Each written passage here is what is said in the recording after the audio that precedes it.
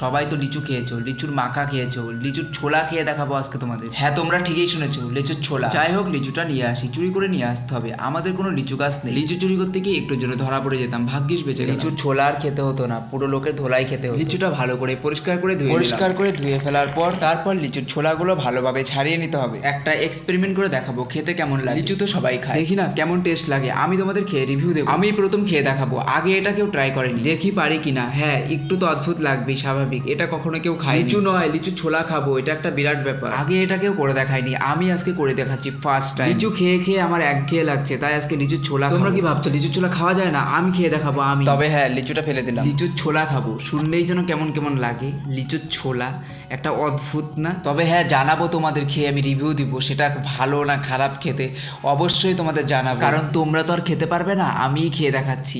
একদম বাজে খেতে, খুব জঘন্য, কেউ খেও না। বন্ধুরা তোমরা কেউ ট্রাই করো না।